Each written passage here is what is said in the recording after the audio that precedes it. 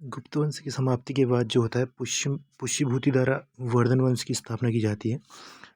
जो वर्धन वंश है उसके संस्थापक होते हैं पुष्यमित्र संघ।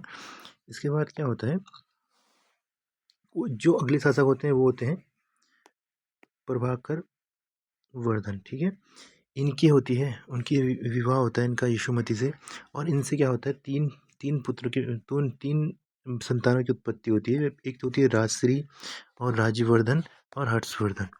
यहाँ पे क्या होता है, राजश्री जो होती है इनकी पुत्री होती है। इन पुत्री का विवाह जो होता है कन्नौज के मौखिर राजा जो होते हैं ग्रहवर्मन के साथ तय कर दिया जाता है। अब ये सब चीज़ सही चल रहा होता है तो यहाँ पे क्या होता है,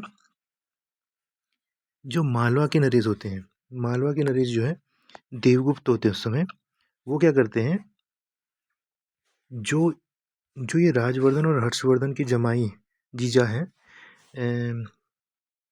इनकी हत्या कर देते हैं और इनकी जो बहन होती है राजश्री, इसको कारागार में कैद कर देते हैं।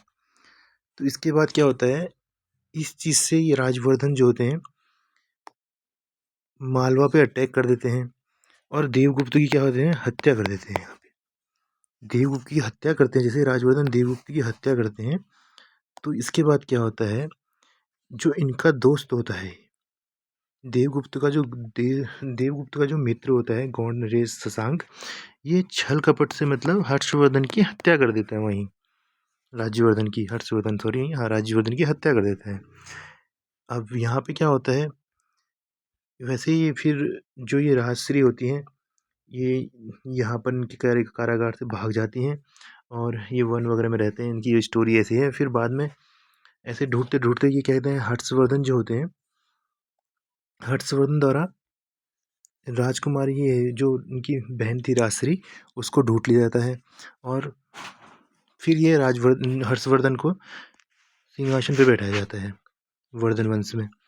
ये जो वर्धन वंश में इसके बाद जो होता है, ये 606 ईस्वी में शशांक की हत्या कर देते हैं इसके बाद।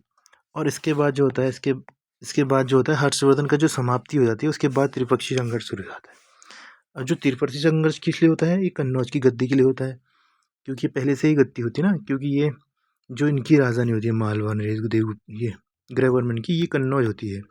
और यहाँ पे जो हर्षवर्धन फिर उसके बाद अपने साम्राज्य बैठने के बाद कन्नौज अपनी क्या बना लेता है, राजधानी बना, क्योंकि कन्नौज क्या था, मुख्य हमारे देश के जो है मुख्य सेंटर पे था, इस वजह से इसका महत्व ज़्यादा होता है।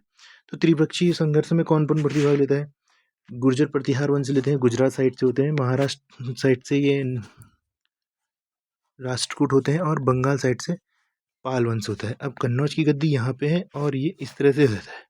इस गद्दी के लिए गुजरात से, बंगाल से और महाराष्ट्र से, इसलिए त्रिपक्षीय संघर्ष हो रहा है, 3 लोगों का संघर्ष हो रहा है। तो एक ट्रायंगल जैसी आकृति बन रही है इसमें। ठीक है, कन्नौज की गद्दी के लिए। तो इसमें क्या होता है, जो त्रिपक्षीय संघर्ष होता है इसकी शुरुआत भी यही करते हैं गुर्जर प्रतिहार, और सफल भी यही होते हैं। जबकि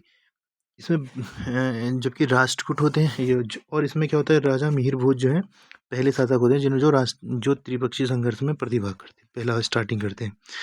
और जो राष्ट्रकूट है, राष्ट्रकूट में त्रिपक्षीय में क्या होता है, त्रिपक्षीय संघर्ष में ध्रुव जो होते हैं वो पहली बार शामिल होते हैं।